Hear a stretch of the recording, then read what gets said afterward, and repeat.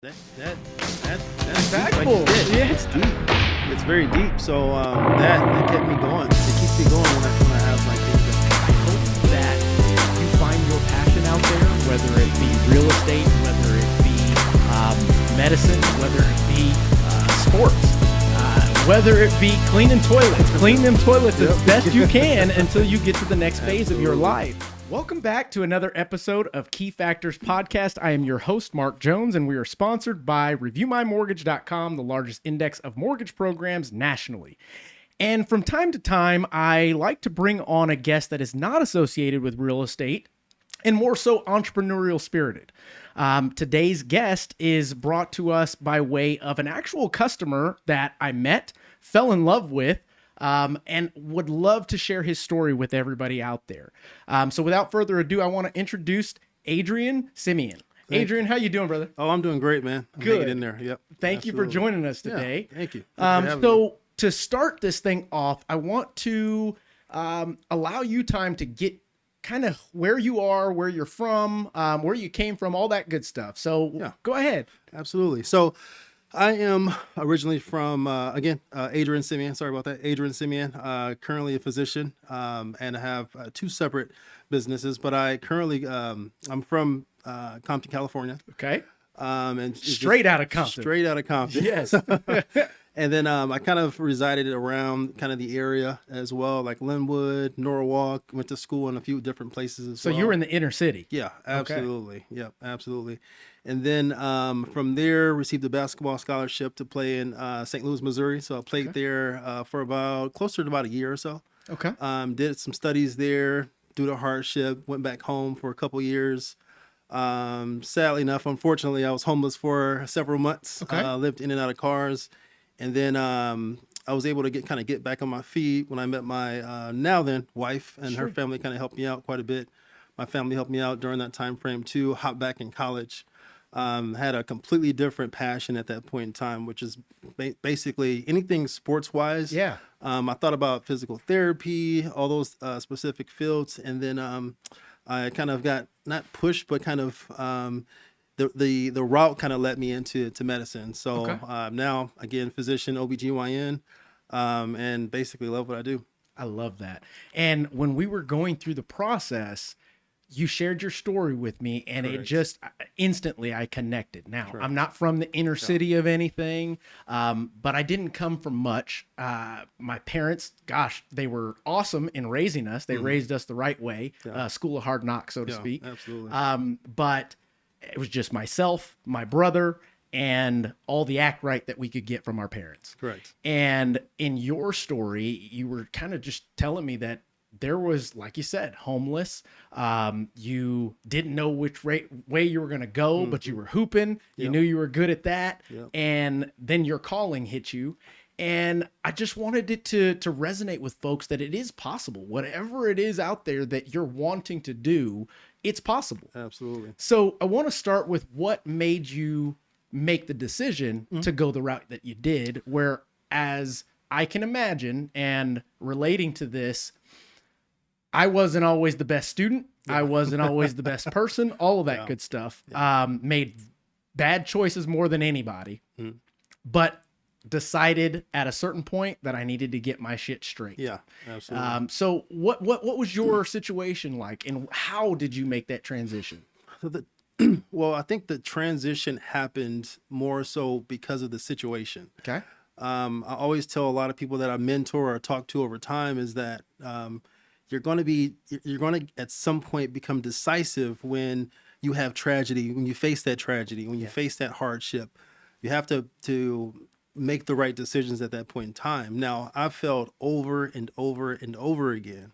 It got to the point to where I got tired of it. Yeah. And then you start to see kind of a cycle of what's been going on in the family. Sure. For quite some time. So I think I really hit rock bottom when I was homeless. When I was, the only thing that was able to kind of keep me warm at night was like the clothes I had in a bag that was next to me or anything like that. Couldn't really eat. I had to kind of ask for food and things like that. And I just hit rock bottom one night, just laying in a car, and I was just in tears. So I was like, you know what? I got to figure out something. I was at a point in time beforehand where basketball scholarship. I was kind of the star of the team. I was kind of moving my way up the ladder at that point in time. But this was never done in the family, period. Right. At all. Not even any sort of education at all. So at that point in time, it was hit rock bottom, and I was like, I got to figure this shit out. Yeah. And then that was the first time I've ever felt, I didn't really feel sorry for myself anymore, because I think that's where a lot of people become paralyzed, because they feel sorry for themselves and they don't want to do anything. I agree. So I stopped feeling sorry for myself. I took the help that was given to me at that point in time from my wife, now my family. And then once I was able to kind of get back on my feet, going back to school and things like that, I took it serious. Yeah. I took it serious. And as a hooper in general, like you want to get by, but just enough to play basketball. Yeah. There's you're no not straight wrong. A's. You're not wrong. There's no straight A's at all. So this was just a different mindset. And at that point in time too, I had a little girl. She was like 1. So I was like, I got to figure this shit out now, or I'm done. Right. And I didn't want to be that deadbeat dad. So, and a lot of these things that I've been taught growing up, like my dad taught discipline. I mean, to the point, sometimes it was a little bit too aggressive. Same. But, he taught discipline. My mom taught hard work too, as well. So she was really, really tough on us, and she never gave up as well. She was, even if we didn't have any food to eat, she was there like, okay, I'm gonna be gone for a few hours, but she came back with food. Right. And I come from a family of 8 brothers and 4 sisters. I have a lot of siblings. Yeah. So some of us didn't eat at times, some of us ate. But yeah, those kind of those essentials that they taught us, it kind of stayed with me over time. And then when it was time to make that choice to, you know what, I got to do something now. They were there with me at all. I mean, the whole time they were with me. So then at that point in time, took school serious. And then the other biggest thing that kind of changed me was the mentorship, which was essential to my success. So I met some people and they showed me a different lifestyle. They were like, hey, you don't have to have that mentality of being homeless or poor. They were like, hey, check this out, look at this. And my mind kind of just opened up from there. And once I got a little bit of taste of it, it was over. And let me ask you, and that was something I was going to bring up, because you mentioned it before, is mentorship. Who was the mentor? Who were the few mentors in your life? And this is the time to give them a shout out or something like that, because I want to know, me growing up and going through these things, I didn't have that mentor that I looked up to. I had to pretend that I had mentors, so to speak, in the videos and the books that I was reading. And those that had actually done it before. I am not the kind of person that takes advice from somebody if you ain't been there before. And I learned that real quick. It was one of those things that my dad kept telling me, quit listening to your friends. They ain't done shit. Absolutely. And it didn't stick until it was time for me to make the decision to get serious, get my grown man pants on, so to speak. Absolutely. So who were those people? I would say first and foremost was a coach when I was going through all the hardship and living in a pretty poor area in Linwood at that point in time. He was the main person that stuck right by me. His name was Coach James Mayo. Okay. And he passed from cancer. Oh man. And I didn't realize that when I came back from college. They told me that he passed, and I was just like, oh man, this is the guy that, I mean, he got me to where I needed to be. Sure. He gave me that initial mindset. But he was there like paying for books and paying for food, and then picking me up for practice and doing all these things. So I didn't really appreciate it at that time. Sure. Until later on, obviously when I matured, I was like, man, this was a very important person that kind of changed the things in my life at that time. And then other important ones, which were a pastor in St. Louis when I actually went down to play basketball. So when I left, became homeless, and then I went back to the same school to finish what I started, because I do not like starting something and I can't finish it. Yeah. So I went back, 2 pastors, Anthony Woods, and then also Robert Lloyd. Okay. 2 big pastors in St. Louis. I'm talking about, me and my wife were dirt poor. We didn't have any money. I'm talking about every single week they were driving by, dropping us off $20 here, $20 there. Yeah. Big like baskets of food, because we didn't have food at all. and they were very, very monumental in terms of our success. And then along the way, when I was kind of moving into going into medicine and school and kind of meeting a lot of people at that time, I met, well, my wife met a lady, her name is Diane White. Okay. So Diane White was the first African-American female to go to a university in St. Louis, the first like news anchor in St. Louis. Like, so she was like historical. Sure.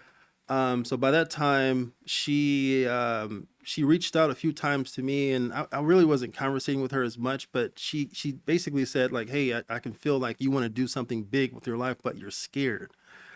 So then I'm thinking like, how does she know this? Yeah. Well, she knows everything. But she told me that, and she was like, you know what? Stop being scared and just go ahead and do that shit. That's what she told me, quote unquote. And I was like, all right. Okay. That's real talk. All right. So that changed the switch like right away. And I was like, you know what? If she's telling me to do something this big, Yeah. I got to do it.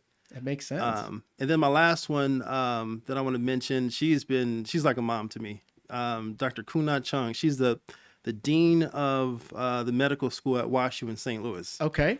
So when I really wanted to go into medicine, beforehand, I had a GPA of a negative 0.2. Okay. So when I walked in her office, she said, I have never in my life seen this. So how could you pull this off? Yeah.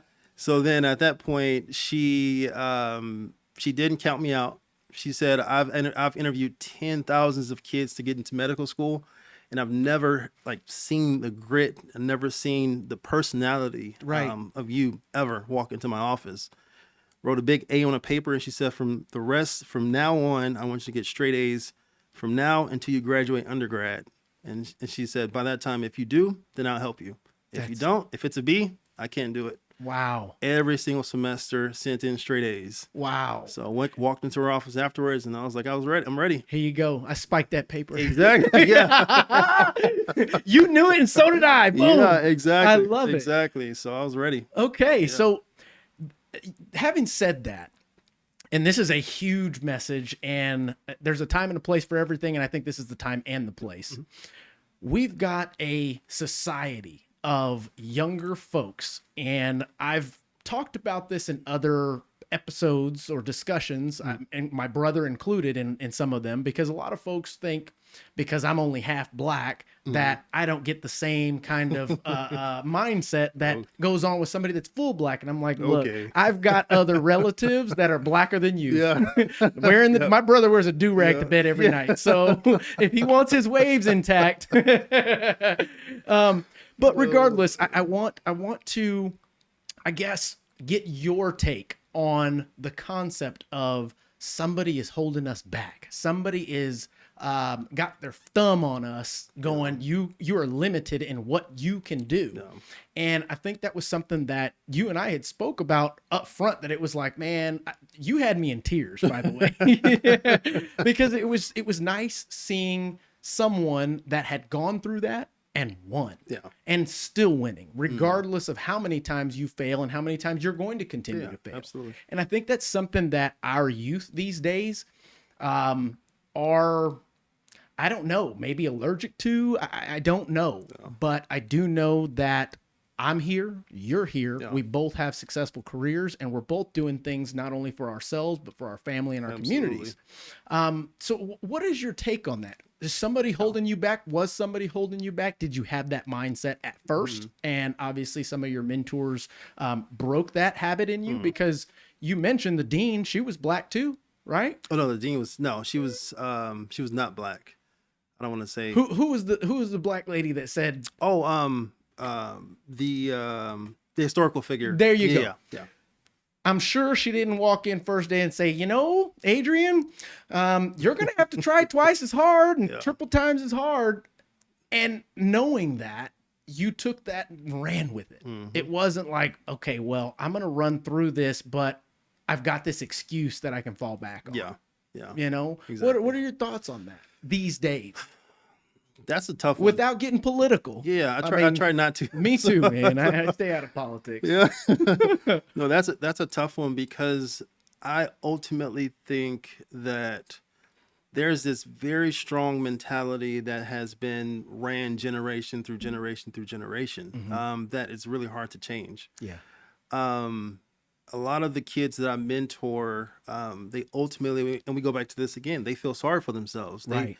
Like, I'm African American, I can't get past this. Like, this person is white, they're gonna get it before I can. So it makes it difficult to try to mentor those kids, first and foremost. It's difficult nowadays, the time that we live in now, because social media is toxic. Yeah, I agree. You're Matter of fact, I just deleted my TikTok today. I'm like, no more TikTok. Yeah. I didn't use it, but just the concept of it, I'm done. It's very toxic. So, and you have all these stereotypes and all these different things that go on in social media, because kids nowadays 24/7, they're on their phones. You're not wrong. Swiping up. Yep. Swiping up. So now if you have all these different stereotypes and biases and people putting out content that's feeding that, those kids won't do anything. Mind you, this is also feeding into minds of young adults that have not lived yet. Exactly. So they don't know any better. Exactly. What's in front of them is what they see. Exactly. And it goes to the point to where people don't become desperate until they have something to be desperate for. I love that. So if you're homeless and you're like, I have to find my next meal, now you're desperate. You have to make the right decisions. If you don't have that type of surrounding or environment near you or anywhere near you, then there's no desperation. You're just going to be doing whatever. And it's just hard to find out the younger generation in terms of grit, perseverance, discipline, which is a big thing. It's hard to find it nowadays. I agree. So I agree. And grit is a powerful word that most people don't understand. Yeah. I think grit is something that it can be learned. Yeah. But a lot of folks don't know what it is until, like you said, the desperation and the, it's not just a want to, you almost have to. Exactly. Yeah. And I think that is something that we can drive home all day long, but a lot of folks, they won't get it. No. But that being said, I mean, so the next phase in your life in making the decision to do that, why medicine? So because you could have gone anywhere. Anywhere. Yep. Anywhere. Especially knowing now that you can conquer what's being thrown at you. Exactly. So medicine was more of a challenge, because there were people in the past, say for instance, my 4th grade teacher. Okay. When I initially actually had the initial thought of going into something medicine and becoming a doctor, I remember this like this was yesterday, and she said everybody was like basically saying what they wanted to do and write on a paper what they wanted to be. I said a doctor when I was in the 4th grade, and she said, "No, I think that'd be a little bit too hard for you." Wow. And this is inner city elementary. Yeah. That'd be a little bit too hard for you. And I was like, okay. And as a kid, you're just like, all right, that's defeated. fine. Yeah. Yeah, exactly. So that thought has never entered my mind ever again until when I thought about physical therapy, and I thought about, okay, I want to be on top. Yeah. I don't want to be in the middle at all. And granted, some physical therapy is like you're still on top, but you still get orders from somebody. Well, you're not wrong. Absolutely. Exactly. In addition to the fact that physical therapy just recently became a doctorate type position. Exactly. So I'm educated. Yeah. So you still get those orders. And I told myself, I said, I want to be the person making those orders. Like, how do I become that person? And granted, not all physicians give orders to go to physical therapy. Some people just go to physical therapy, or if there's occupational, there's tons of different like routes and things like that. So I don't want to discount them by any means. No. But I told myself when I was naive at that time, I said, I want to be the person making those decisions. So then medicine was like at the pinnacle. It was like there at the top. And I asked myself one day, I said, can I do this?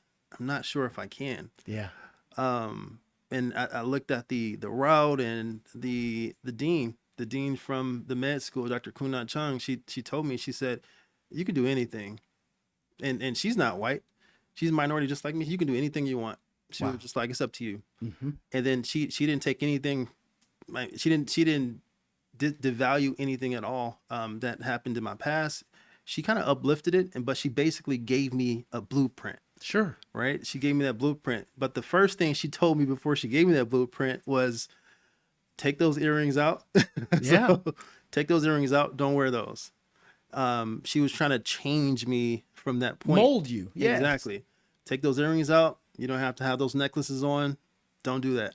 And I'll go as far as to say she was telling you the truth. Mm-hmm. She was telling you the truth when no one else would. Yeah. And that's powerful in itself as far as mentors go. Because had I had a mentor, had I had someone that said, pick your pants up, take them earrings out, like you said, mind you, I'm all tatted up now and all that jazz, but me too. But I didn't do it until I knew. Yeah. I think I may have gone further faster, but I don't know. I mean, I think everybody's journey has their own path, and you got to learn as you go. But that's powerful in itself for someone to tell you the truth, despite what or how you're going to take it. Exactly. And then medicine, just, I mean, she was kind of the at the forefronts with me, and every single semester. It's like if I had any trouble, she's giving me tutors, doing this, doing that. And then I figured, I was like, you know what?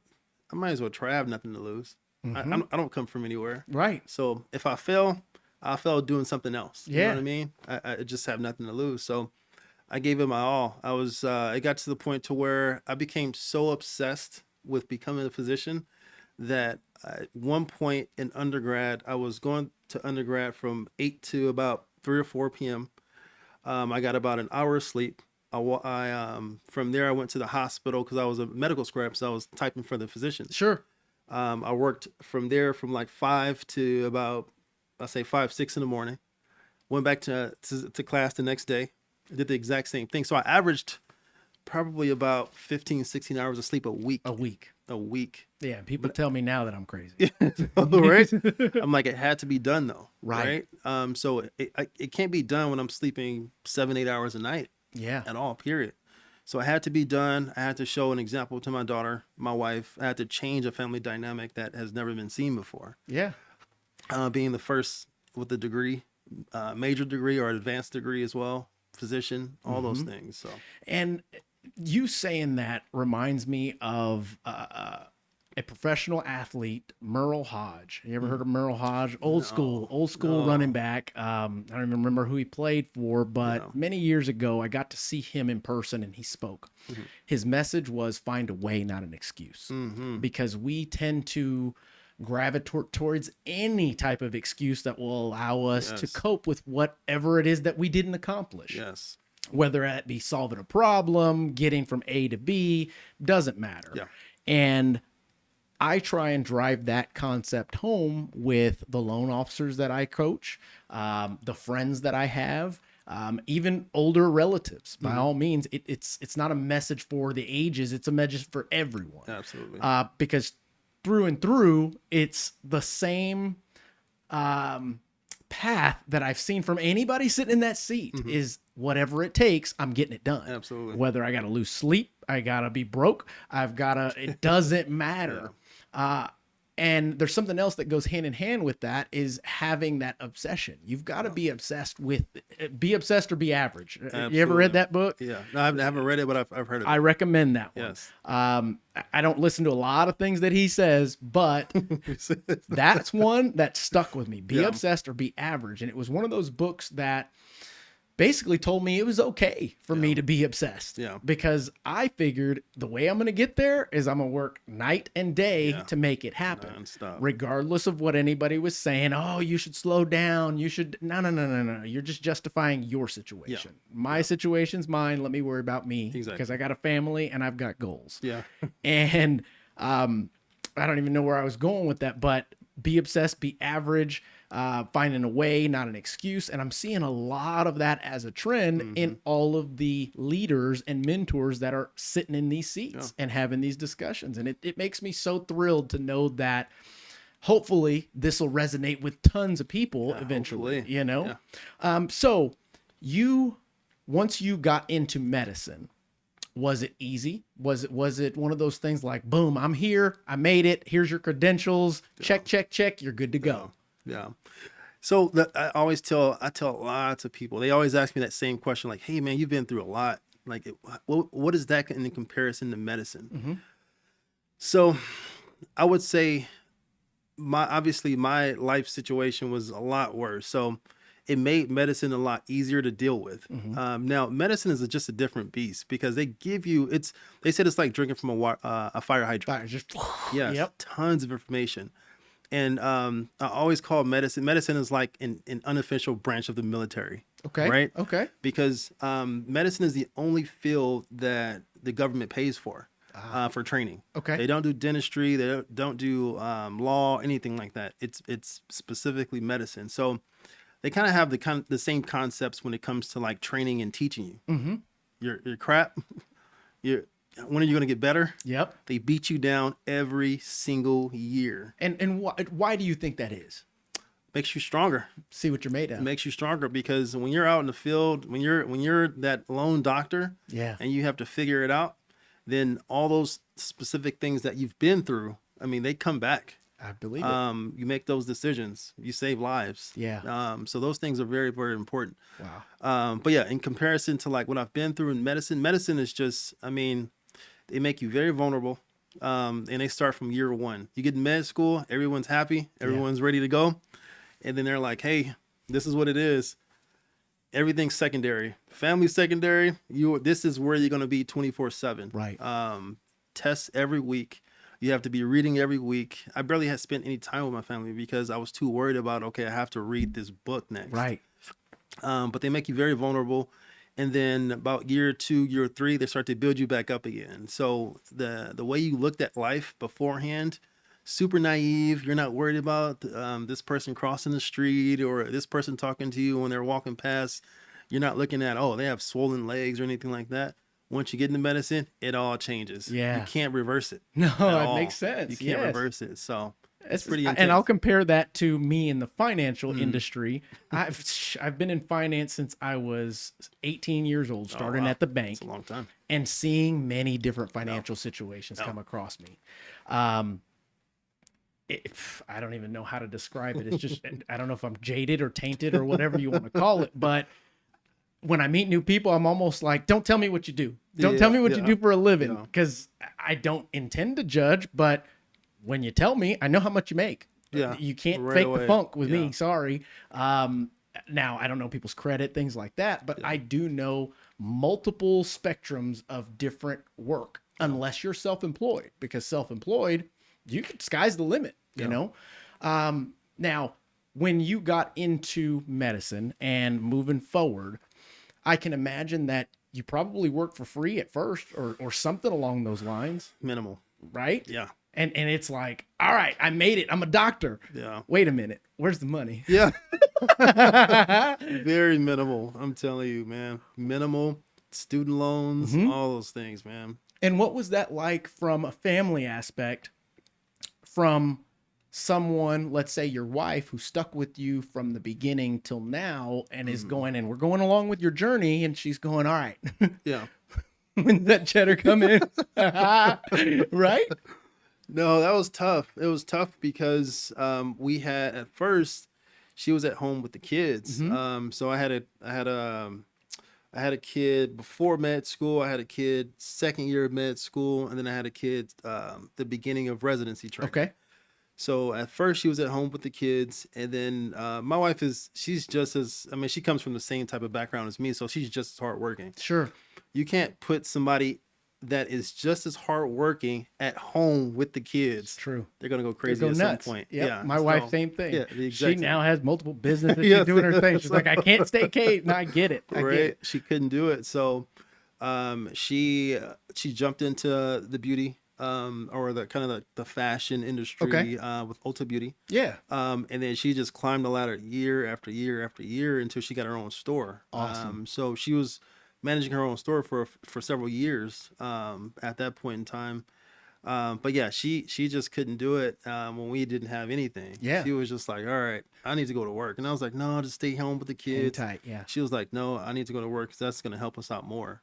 But yeah, there's plenty of times where my wife wanted to divorce me during residency. I She was can like, only I can't do imagine. this anymore. I So, can only imagine. I can only Yeah. imagine. But then she was like, wait a minute. I Yeah, divorce yeah. him now. I ain't getting much. I'll wait a little bit longer. That's awesome. Now, I can imagine that going through what you've been, once you got into the medical field and are now practicing, Mhm. what from what you learned in sports had a play in what you do today? And with sports, you have to have a passion to play it regardless, especially if you want to play college basketball or anything college. You have to have that passion. So I think the passion aspect of it, the teamwork aspect, camaraderie, all those things were really important. And compassion, empathy, all those things were really important to be a physician or the type of physician I am. Sure. With dealing with pregnant moms, because obviously there's a kind of a really a big emotional factor to it. Dealing with I mean all the extremes of ages, all those things. So it played a really important part in why I'm successful as a physician, because I mean you can go online and see tons of reviews on me, and specifically they point out, oh, he's compassionate, he's empathetic, he listens to me, he's an advocate for my health, all Right. those things, because this is what I learned before. I mean, Right. this is not what I learned when I became a doctor No, they didn't teach you that at all. They don't teach you that, period. In fact, majority of people that become docs out of training, they're assholes. You're not wrong. Yeah, You're so not wrong. I hear that all the time. Most are assholes and they still don't know how to manage their money. Exactly. I'm just being honest. Exactly. So, and even there was a recent hysterectomy that I done on a patient, and her friend was actually really big on the school side. So Okay. she was, I'm not sure if it was a dean or like over one of the schools. And even after the conversation of me talking to the patient beforehand, after, so on and so forth, the biggest question she asked me was like, hey, like, what was different in your curriculum that you're so much more compassionate than Yeah. I've met any other doc before? Wow. Like, was your curriculum different? Did you guys talk to other people? Did you guys have people come in? And I was like, because she's wanting to know so she can do that to her Sure. her program. And I told her, I said, I've been through a lot. I said, these are things that I learned over time. I just love and care for people in Right. general. So that's hard to teach if you don't have it already. No, you're not wrong. Yeah, And so- I guess coming through the ranks in my career, I was presented with a book called On Emotional Intelligence. And honestly, I read the book and went, okay, this is me already. And the person at the time that recommended the book said, I know. Oh, wow. That's why I told you to read it. Nice. Yeah. And then he asked me, why do you think that is so? I said, to be honest, number one, I come from a multicultural background. Two, I've seen the shit all the way to the kings at the top. Yeah. And I've been able to relate to all of them. Yeah. Why? Because I wanted to. I wanted to. I don't know how else to Yeah. describe that, but Yeah. the intention was there so that we could level. I didn't want to not understand what somebody was trying to get across to me, or Absolutely. feel like I was better than anybody, Yeah. because all my life I didn't feel like I was better Yeah, than anybody. Exactly. Um, Good point. I was just trying to get in where I fit in. And all that time reading that book going, wow, okay, this now it puts it into perspective, and now I can explain why I am the way that I am and what things I'm picking up from every person that I meet. Yeah. Absolutely. And I think that's something that most people don't get an opportunity to. They just are on the outside judging folks. Yes. But I mean, you never know. You can't judge a book by its cover, but you never know someone's past that's got them to today. Correct. I mean, Correct. you could have walked in here and said, you know what? I came from privilege. I got a scholarship for all this stuff. And guess what? My parents are white. You never know.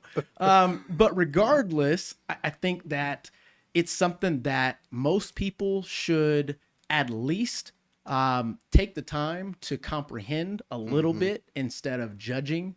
And I don't know, thinking that everything was handed to someone.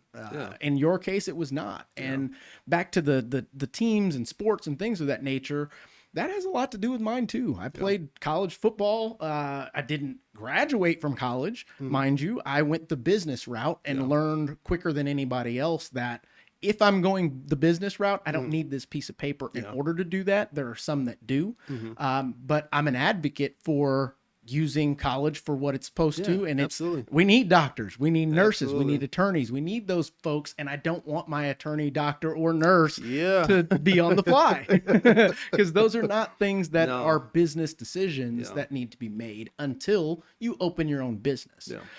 So we'll shift into that. And I want to talk a little bit about your businesses that you have going, things of that nature. But I think that there are a lot of doctors out there, and it became this thing like our parents were like, go to school, get good grades, and you can become a doctor because that's the thing. And that happened dramatically in our era, that there are a lot of doctors out there. But I believe that there's going to be a lot of doctors that stay working for the man, so to speak. Yes. Then there's also a lot of doctors, or very few doctors, I should say, that figure it out and go, all right, let me figure out money. Let me figure out business. Now let me take my craft, my trade, and apply it.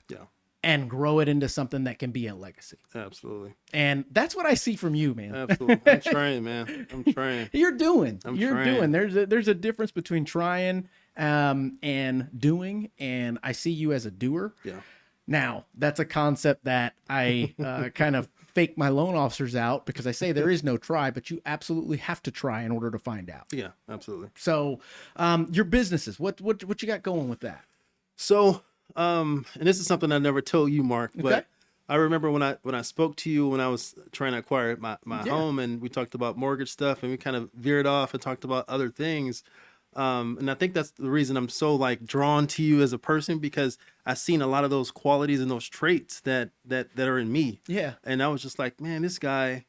And then you were talking about like you were doing this and doing that, and I was like, man, like I don't ever have man crushes, but I think I might have one. It was mutual, mutual. Boom. So that was a little motivating too, because I only seen life at this point was medicine, becoming a physician, you made it, that's it.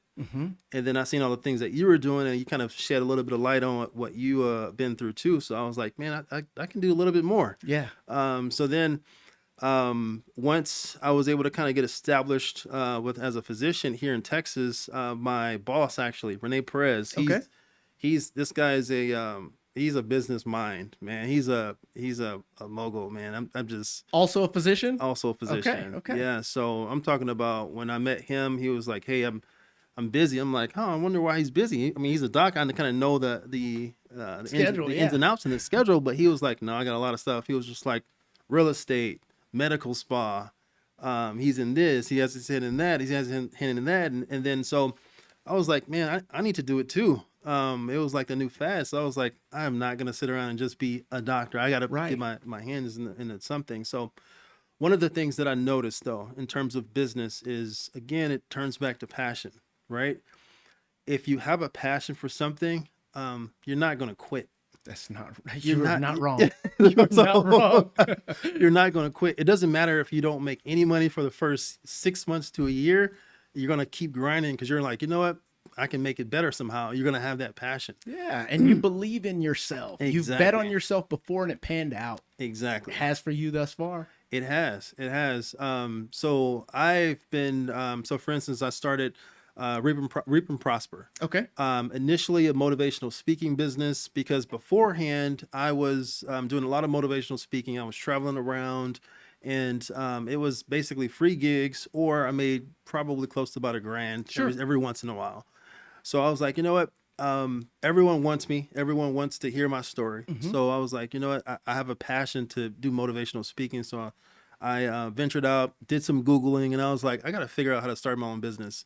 Some Googling, found an LLC, did all the fees and all that other stuff, got the certificates and all that other stuff. So I was pretty excited about that. Yeah. The next thing was like, how do you run it? How do you market it? Yes. And I was like, I got to figure out all this shit by myself. And so then I was doing a little bit of here, a little bit of there, but it wasn't enough. I was treating it more of like a really part-time job versus a full-time job. And Sure. if you treat a business like a part-time gig, it's not going to go anywhere. You're not wrong. So then I realized after like 6 months, I was like, I'm not getting any gigs, no nothing. Yeah. I got like 1 or 2 gigs. That was it. So then my mentor, Rene Perez, my boss as well, who hired me on in San Antonio, he was giving me like tidbits like, hey, you have to turn this into a full-time gig because it's not going anywhere. Right. He was telling me, hey, you need to charge this because your time is important. 100%. You need to market this because this is how you get people to come in. And I took all those specific things. Then I kind of ventured out because I was like, I have a passion to do motivational speaking, but I also have a passion to do basketball and to teach basketball to the youth. Okay. So then I started a DBA, Reap and Prosper Sports. Okay. First, it was like Reap and Prosper Basketball Training Academy, which he helped me get that name too as well. But Reap and Prosper Sports, because I wanted to make it more vague. I like it. And there was a particular person who reached out when I started. Her name is Colette Fish. When I started, I was like, yeah, I don't know if this is gonna go anywhere. So I would just put her on the back burner for Sure. a while. So from the start, it was me and my son in the gym. I would buy the gym time with my own money. Mm-hmm. Me and my son training the whole time, train. And he was like, Dad, how come there's nobody else here? Mm-hmm. And I was like, I'm not sure, but one day this gym is going to be filled. It's going to be filled. And he was like, all right. So then started to figure out marketing. Went to market on Facebook, cards, all those things. So I taught myself the marketing aspect. Right.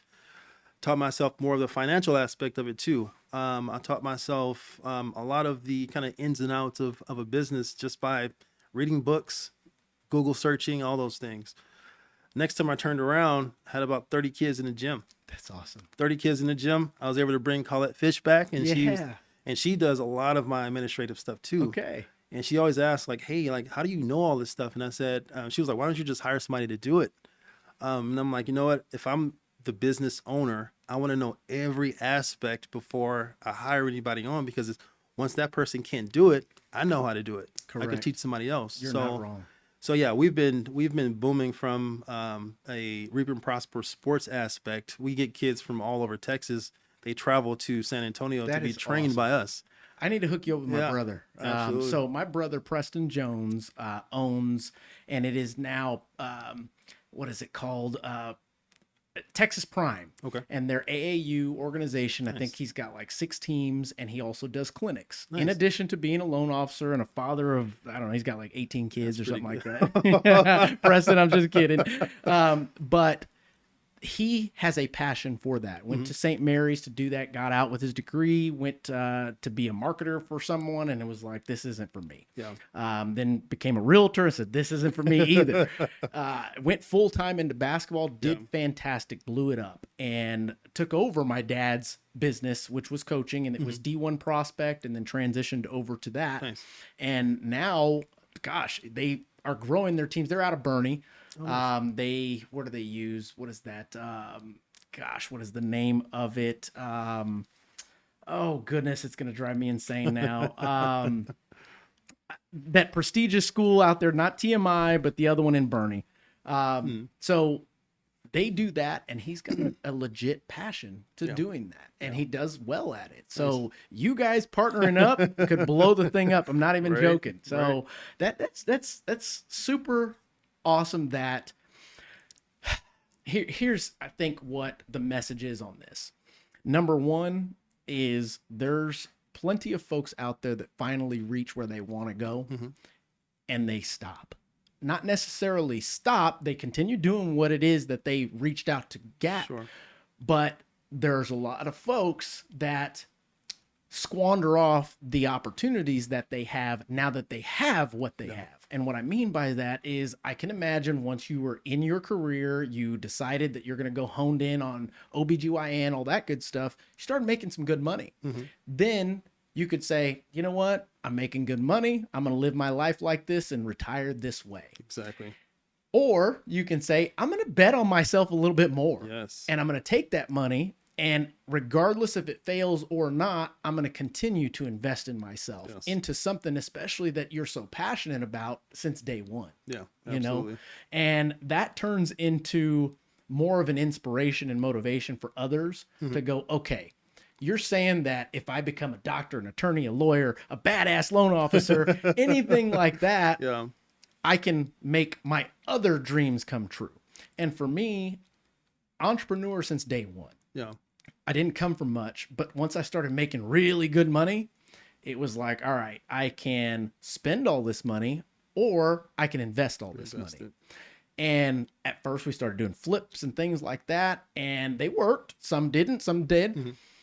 But then I went, all right, let me take some of this money and invest it back into myself. Mhm. And that's when I started doing websites Yeah. and different podcasts. Now I'm not making money from the podcast, but I am spreading inspiration. I do feel like if one person listening to this Oh, changes yeah. their life, You have it. it worked. Yep. And each episode that I've put out, I've at least got one person that says, thank you for that one. Yeah.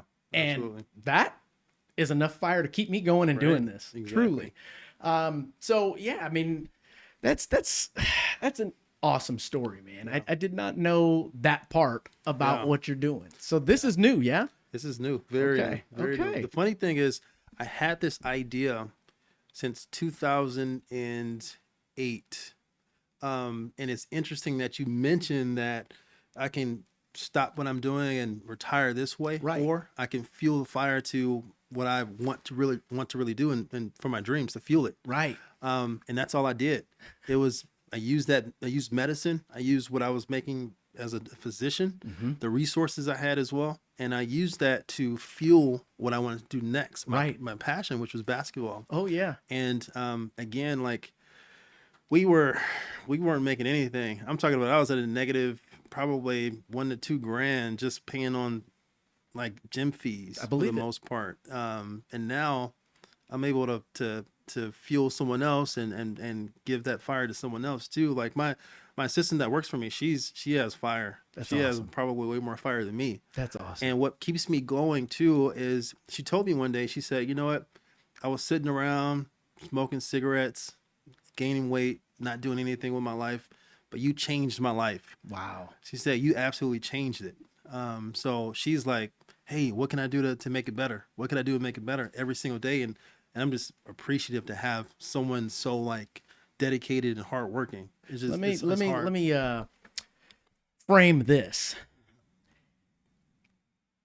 I know you make good money. I make good money. Mhm. There's been times having made good money that I've still been broke, Yeah. risking on the things that I believe are going to happen. Mm-hmm.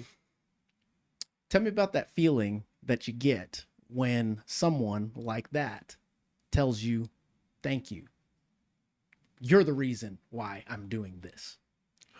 Man, that's just an unbelievable feeling. Right? It's tough because you tend to get situations like that happen only when you're at your lowest point. You're like, dude, I'm about to just give this all up. And then the moment that happens, you get a call like, hey, what you're doing has changed my life. And I'm like, oh, let's go at it then. Let's keep going. Yep. And I think that's what gave me my second leg in terms of making the business better. And because I mean, obviously I'm still learning everything daily, but Yep. the marketing aspect got better. We get like 5 to 6 leads per week. Wow. Brand new kids every week that come in every Sunday. Yeah. All those things change for us. So There was something that happened yesterday. I got home, and having started this new mortgage company, it's been a pain in the butt. It's been hard work in a market where it's like, oh shit, you really just opened your own right now in mortgage? Right. Dumbass. brave. But it was at the point where I'm going, man, what's my next move? What am I going to do?